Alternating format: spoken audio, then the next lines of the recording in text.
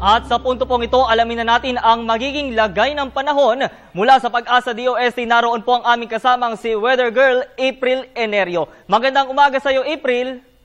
Magandang umaga din, Julius. Magandang umaga, Pilipinas. Live mula sa Pag-asa Weather and Flood Forecasting Center, narito ang latest sa ating panahon. Good news mga kababayan, nakalabas na ng Philippine Area of Responsibility si Bagyong Mario alas 12 na madaling araw. Kagabi inilabas na ng Pag-asa ang huling weather bulletin kaugnay na bagyo at ayon nga dito ay patuloy na itong kumikilos papalayo ng Pilipinas. Sa inaasahang panahon ngayong Lunes, southwest monsoon o hanging habagat patuloy na nakakaapekto dito sa may extreme northern Luzon. Asahan ang maulap na panahon na may paminsan-minsang pagulan dito sa may Batanes, Calayan at Babuyan groups of fine pati na maging sa may Ilocos provinces. Habang ang Metro Manila at nalalabing bahagi naman sa ay makaranas ng fair weather. Asahan po ang partly cloudy to cloudy skies na may pulo-pulong pagulan o pagkidlat pagkulog. Ating paalala, mas mabuting maging handa, magdala ng payong bilang panangga sa init ng araw o posibleng pag-ulan.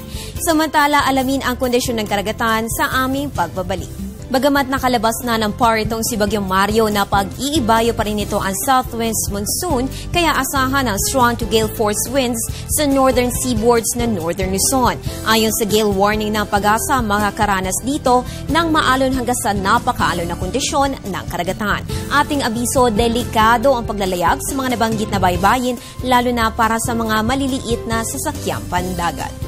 At yan ang latest mula dito sa Pag-asa. Ugaliin mag-monitor ng weather conditions sa pamamagitan ng Panahon TV Facebook at Twitter accounts. Antabayanan rin ang aking susunod na update mamayang alas 10 ng umaga. Ang update na ito ay hatid sa inyo ng Panahon TV kung saan walang pinipiling panahon ang pagbibigay impormasyon. Ako po ang inyong weather girl April Enerio. Magandang umaga. Balik sa iyo, Julius.